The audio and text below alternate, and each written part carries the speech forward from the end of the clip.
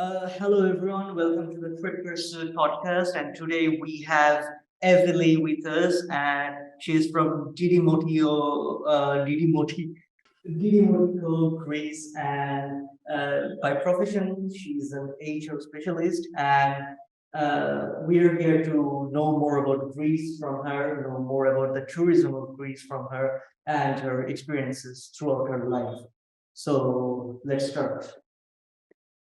Hello, everyone. Hello Hi. again. Hello again. Nice to see you again. Okay. Okay. So you said that your childhood was in Didymoti. Okay, I'm It's gonna called I can Didymoteicho. Yes, don't worry. It's Greek.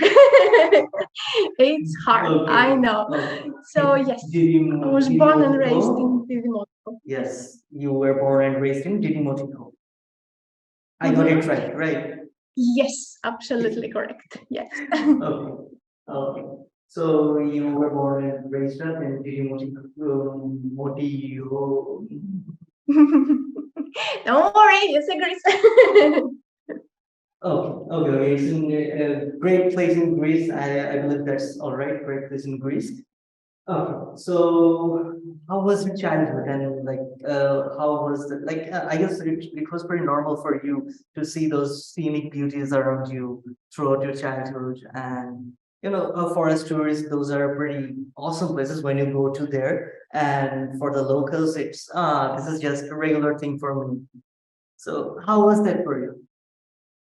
Yeah, so my hometown, Didymoteicho, has a pretty vast history. It actually means the Twin Towers. Sounds Okay. pretty epic. Yes, we Okay. have two castles. It's Uh-huh. from the Byzantine and yes, the Byzantine era. So we have pretty long history as a town, small town near the Turkish borders actually. I Okay. call it a town. Most people like to call it village. Yeah, but there are, as I told you, like we have many places to go sightseeing. Sadly, there are not very well preserved. I know that there are very, yeah, we have, there are some initiatives, but maybe not enough. Um, yes, so we also have like influences, heavy influences from the Ottomans. So we have also here a very big mosque. I think it's the biggest in Balkans or the third biggest. I'm not really sure. But Wow. yes. So yes, there are many. At some point, we had too many cultures living in the Didymoteicho. We had like the Orthodox, we have Muslims, we had people from Armenia. So yeah, it was pretty good. But also around the Didymoteicho, we have places to go for people for sightseeing. We have pretty cool bird seeing spots, if that's something that people are interested. But as you mentioned, like when you're born in a place and you see those things every day, like you don't pay attention, you take them for granted. Yeah. I can say something from in case of mine too, because you see, my father's town and mother's town are in places, water places. We call those howers here, or lakes, big lakes. Those are basically big lakes. And so nowadays people go around those places and they go visiting those places and I'm like, oh, come on, those are nothing special. I've seen them 1,000 times, and those are nothing special. So yeah, I can relate to that. You were also volunteering in the Museum of Didymoteicho. Yes, so I was working part-time there at some point as an IT specialist, and I was also working as a tour there for people that a tour guide there for people that were foreigners. So I was giving tours in English. So the Did that museum. did that museum get many foreign tourists, or did it attract many tourists? Sadly, not many foreign tourists are coming in my hometown because it is very far away from the major cities in Greece, and all the historic sightseeing places are not very well advertised. Yes, we were trying to do our part of advertising the museum, and I think that was what was attracting people, not like the town in general. They didn't really know the town and the history, so they were coming just for the museum, the folk museum that I was working, but also we have an archaeological museum. So they were learning more. Yeah, you were saying about your tours, and I interrupted you. Sorry for that. Please continue about the tours. No, there were the museum. The folk museum has many antiques from different eras and from different cultures that were living in the Didymoteicho. As I told you, we didn't have only the Orthodox. We have Armenians. We had also Jews living here. So the museum gathered many artifacts from, they were mostly donations from people that they're like family heirlooms that they were happily donating to the museum. So we were able to create little corners in the museum for different cultures, and the artifacts were also like costumes that they were wearing, their everyday attires. So we were able to showcase that and the way that they were living and their everyday objects and all those things. Nice. You were also responsible for I saw in your LinkedIn actually that you were trying to promote the museum also as part of your responsibility, right? Yes, through social media mostly, like Facebook posts. Yeah, and we didn't have Instagram at that point, so it was mostly Facebook posts and promoting with photos, and we were also doing regular events that not only members of the museum were invited, but the whole town was also invited, and we were also advertising those events. So what were those events like?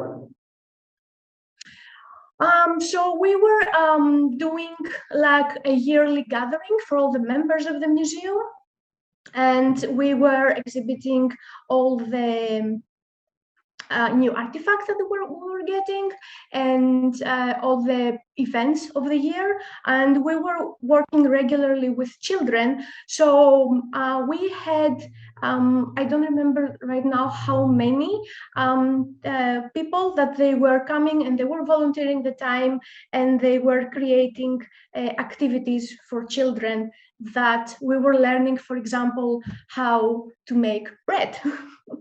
So yeah, and the old way, for example, as they were made before, the mixers and all the ovens. So all the children will get to know about the traditions and how people used to live and how things were made. That is important. That is important. Because I got in touch with the French culture a bit, and I saw that the European bread making is a really important integral part of the culture. And yeah, so that is completely completely absent in the American culture or the other parts of the world. But in Europe, they preserve it quite sacredly. Yes, it was sacred, and it was a family and a whole neighborhood activity, because the women of the neighborhood were gathering all together, and they were making the bread all together, and they were chatting and gossiping, and it was a fun activity for them, a fun gathering. But also children were there, helping them, learning how to make bread as well on their own. Interesting. Okay, so you completed your bachelor's from Didymoteicho. Actually, I was studying in a different city in Greece, but still, yes, I completed my studies in Greece. Sorry, I mixed it up. You were studying. No, it's fine. Don't worry. So yeah, I don't know. I somewhere heard about Volos. So I guess Volos is another historic city in Greece. It's another city in Greece. Yes, it's like 800 kilometers away from the Didymoteicho. It's also a very picturesque city. It's near the sea. It's on the sea actually, so it's pretty nice. It's pretty picturesque. I haven't spent that much time there, but every time that I go there, it's like, oh, this is beautiful. It is worth visiting. Yeah. So, a bit generalized tourism kind of question. This is so when is visiting Greece, should one plan one's tour on based on natural scenic beauties, or should one aim for the historical places or the museums? How should it be? Well, I think it depends on the different taste of people. For example, I love sightseeing, so when I'm planning a trip abroad, I usually go and see like, okay, what can I see? What can I do there? How many historic places can I go and visit? So Greece, I think it's a perfect place for both types of vacation. So yes, you can plan at your trip, and you can plan, I don't know, from 5 days up to 1 month, and you can visit so many places because Greece has a very long and lavish history. Yeah. So you can see many things. But also, if you want to avoid that, because again, not many people are into go and seeing like ancient things, I get it.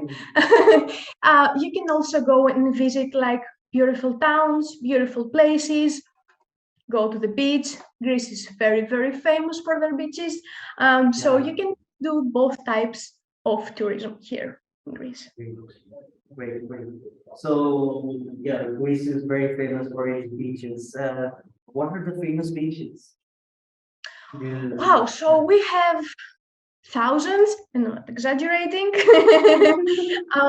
We have beaches that are like the Caribbean, because I've also been to the Caribbean, and yes, like this white sand and blue-green sea. We have that in a place that is called Chalkidiki, mostly, so it's on the north part of the Greece. But I think the majority of the Greece, we have this very steep, very deep beaches, and usually we don't have like very fine sand. It's mostly little rocks, little stones, but you're getting used to that, and the water is very clear almost everywhere that you go, even around Athens, which is our capital, big city. Big cities are usually polluted. There are many beaches around that area that are beautiful and very clean. So everywhere you go, you're going to see different types of beaches, like in the islands, in the mainland. Yeah. Okay, so I have got a number of beaches from you. So are you currently living in Greece? I'm sorry, didn't get that. Are you currently living in Greece? Are you currently? Yeah, are you currently living in Greece? Am I currently? Yes. I currently live in Greece for the past couple of months. Yes, sorry, my internet connection is not very good. Apologies for that. Yeah, Yes. so that's why I was seeing that you were working abroad and you studied abroad. So I was wondering if you were, into Greece, even in Greece again, and you were aware of the current tourism scenarios or scenarios around Greece, like what's happening in Greece right now and stuff like that. So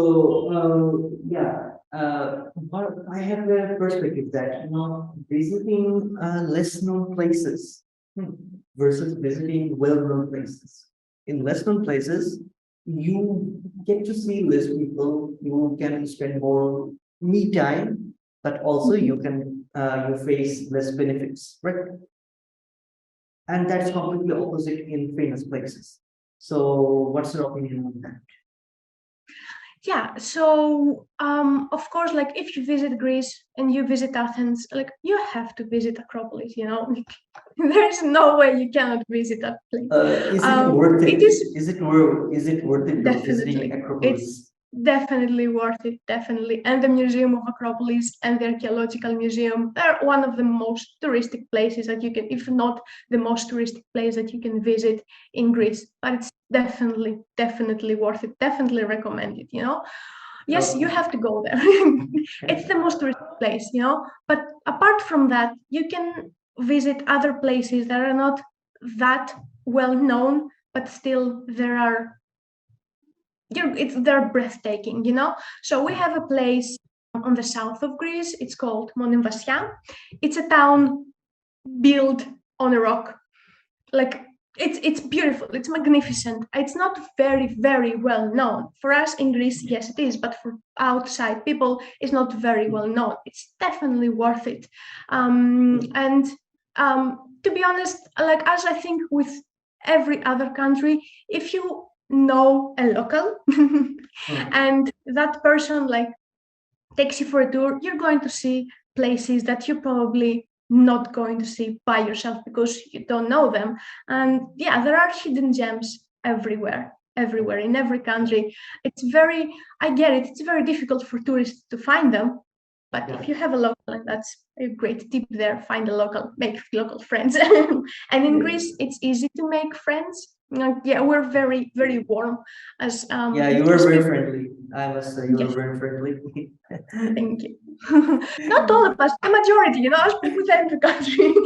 But yeah, I think it's pretty easy to go and ask a local, you know, hey, what can I go? What can I see? And they're more than happy to even drive you there, you know. Like, don't worry, I'm going to take you. And yeah, they're going to take you to that place.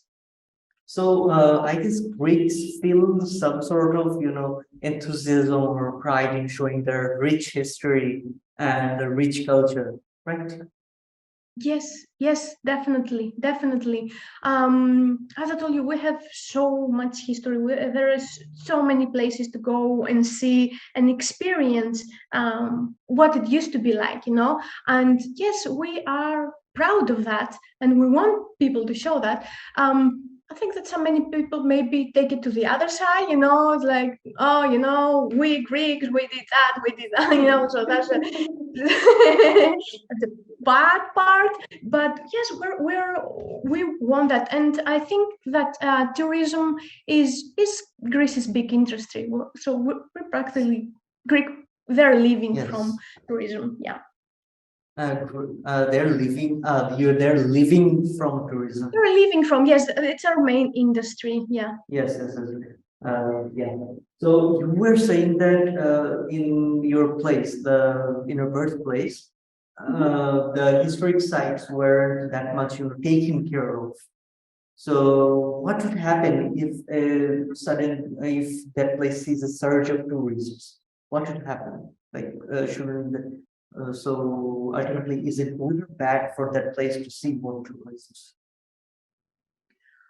Wow. I think as with every place, like apart from no, I think the economical part, the financial part is the biggest aspect, you know, it's like you're getting tourists and they're going to leave money here, and that's going to lead to progress, you know, so we can invest back to those places. I think that most places in Greece that have something to show, we're longing for tourists, you know. We want tourists to come to our place to see and to experience, because the things that we have here are not very you can't find them easily somewhere else in Greece. Like for example, the castle that we have here, it's not really well preserved, but they're taking action, and now they're excavating the second castle that it's right across it. So when when those places are going to be up for visited, I think tourists should, first of all, Greek tourists should come as well, not only foreigners. But I think that tourists in a place it's only a good thing, you know. It's only a good thing. We are also getting not, as I told you, apart from the financial thing, like you're getting in touch as well. Like local people are getting in touch with other culture, and I think that's only a nice thing. Okay, so in general, well, I have a question about that. Like, if people visit Didymoteicho, would there be a language barrier? Like, you know English, and that's okay. But if I say, for example, in France, if I go to southern France and far places from the main town, then it gets harder and harder to communicate with people. So is this the same case for Greece? Yes, sadly, yes. In the more rural areas that you visit, the less likely it is that people are going to be speaking English there. And I think that's with almost every part of the world as well. The difference is that even people that they don't speak English, they still want to help you. There's body language as well. That is universal. Yeah. So yeah, it's the language. Again, it is a barrier, but it's not a barrier that you cannot across. So yeah, it is definitely an issue, and I think people are a little bit shy here to speak English. Even if they do know English, they're a little bit shy because maybe they're thinking, oh, I don't speak perfectly, so that other person might judge me, so I better not speak altogether. And that's something that we need to overcome. It's like, it doesn't matter if you speak it perfectly or not. Probably the other person is not speaking perfectly either, but you can find a way to communicate. That's great. Yeah, that's a common scenario across the whole world, I guess, at least in European countries. People are generally, people love, and if I am pretty sure that if I speak a few words of Greek in Greece, they will just love me. Yes. Yeah, they will go crazy. They're going to be like even more eager to help you afterwards. Yes. Yeah. Okay. So, do you think that Greece should uphold or promote the museums more to overcome this whole thing that the faraway museums are great and they are rich in history, but they're not getting enough visitors? Definitely, especially in places that are not really well known of. Like you say Greece, you immediately go like Athens, Santorini, Mykonos, even Crete, like the most tourist places. But I think, like, I'm not over exaggerating. I think like if you visit every single city in Greece has a museum, even different kinds of museum. There is a city nearby, a small city, like I think it's 30 kilometers away from here. It's called Soufli, and they have a silk museum because they're producing silk. They're very, very well known. They were like, at some point they were selling, and I think they still do. They're selling silk to major French brands. So if you go, but it's not really, really well known. So yes, I think they're mostly promoting the big museums in the big cities that already have tourists. They already have attraction. Maybe what the government needs to do a little bit more, and the Ministry of Tourism, maybe they should consider like promoting smaller places, like that they still are pretty, as I told you, like museum. Who have thought about that? Who have heard about that? But it's really, really worth going there. And yes, I think that the museums, they're doing their part, in trying to promote themselves. But unless you have like the big promotion funded by the government, maybe it's a little bit harder to attract tourists. Yeah. So, can you give me a 7-day itinerary or something like that? If I go to Greece, let's say that sometime this year, if I go to Greece, and if I have, I don't know, like 7 to 10 days, obviously I'll visit your place, your birthplace. I'll try to visit that. But what are the other places that I can visit in this time? You said Athens and Acropolis. Acropolis Museum in Athens is a must. And from there, where should I go? So, 7 to 10 days. Okay. So, Greece is not a very big country, it's very small in length, but we don't really have that good of public transport. So, so when you go to visit a place, usually, for example, if you go and visit Crete, which is our south part, people don't come and visit the northern part. It's very, yes, we have airplane, but it's usually very expensive. So I think that what most people do, and I think that's the best thing that you do, is when you visit a part of the Greece, stay there and travel a little bit around there, you know. So if you visit Athens, I mean, Athens is the center, you can spend like 5 days in Athens, 4 days in Athens, and you can visit many other museums and places and different gardens that there are in Athens as well. But you can also like take a boat, take a ship, not a boat, and visit like a couple of islands that there are like, I don't know, half an hour, 40 minutes away from Athens, and you can experience like great beaches there. There is a specific island, it's called Hydra. I think Leonard Cohen had a place there, and he was like, I think by the time like he was living there permanently. It's a beautiful island. Yes.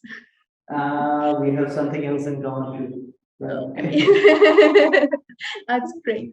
So it's a very picturesque island, Hydra, you know. Yeah. There no cars are allowed. So you walk there, you ride the bicycle around. It's a very small island, but it's so picturesque, so beautiful, and the beach there, perfect. So you can spend like even 2 days, 3 days there, like just relaxing on the beach, you know, or like walking around the island. Okay. So is there any sort of, lines of tourists waiting to get there? Something like that in Greece, like there are places like it in France. Okay, so there is this island that if you book now, you can visit it in 2025 or something like. It's because they don't allow that many people at the island at once. They only allow, I guess, around 16 to 20 tourists at once. So is there something like that in Greece?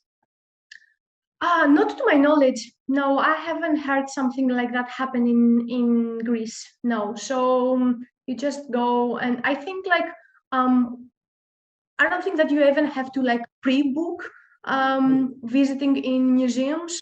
I'm pretty sure maybe it happened during COVID, but I don't think it's happening anymore. So yes, you can plan ahead, you know, I'm going to visit this place and visit this place and maybe call the museums, but mostly as far as I know, you can go to the museum like and enter, you know, pay for a fee and enter the same day. You don't have to wait, you don't have to book in advance, anything like that.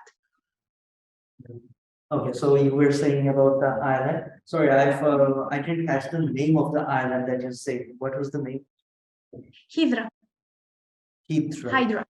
Hydra. Yes, we call it Hydra in Greek, like Hydra. Okay. Sorry, my mic dropped. Okay, so I guess this is okay, right? Can you hear me? Yes, I can hear you. Okay. Okay, so it's a Hydra, and then after Hydra, like I spent 4 days in Athens. Then you said that with the ferry, I can go around a bit, and it's 40 minutes distance. So if I stay, I don't know, like half a day in Hydra, and then where should I go? What other islands? There are 2 or 3 islands around that. Remember, I also have to go to your place too. Like, it has to be. Oh, so that's a different trip, you know? That's a trip like for different time that you visit the north part of the Greece. So you go, for example, to Thessaloniki, which is the second largest city. This is in the south part. This is in the south part. Thessaloniki is in the north. Yes. Athens is in the south part, middle south. Where I live is in the north. So you plan a different trip to go. Different days. So we'll cover the south part right now. Okay. We are running out of time though. So let's try it at once. The south part. Okay.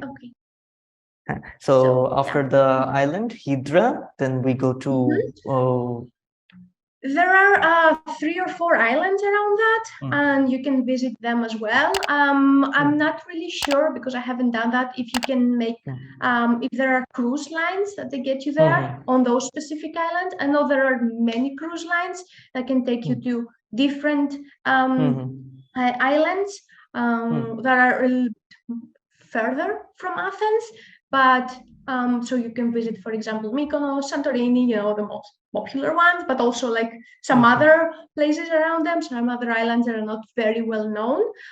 So you can, like, for example, take like a 3-day cruise and visit those islands as well.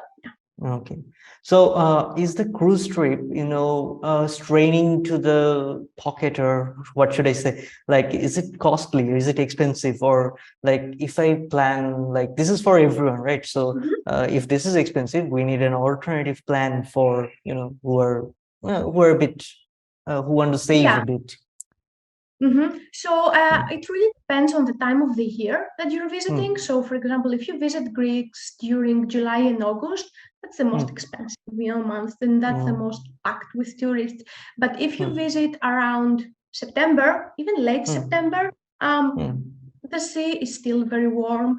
The mm, weather is still very, very nice. It's warm, but not unbearably hot, as it is mm, usually in August. So, if you visit, for example, in September, the mm. prices are are much lower than they used to be. Wow. So if you want to visit the most touristic places, I think like if you get a Mm, cruise for July or August to visit those places like Santorini and Mykonos, which are the most, I mm, think that yeah, it's gonna be quite expensive. okay. If you do Okay. the same cruise, let's say in June or Mm. September, it's going to be lower. The price is going to be Mm. much lower. Yeah. So, does the weather change the scenario? Like the weather obviously changes the scenario, but how does that impact my scenic beauty or the scenic beauty of Greece, of those places more specifically?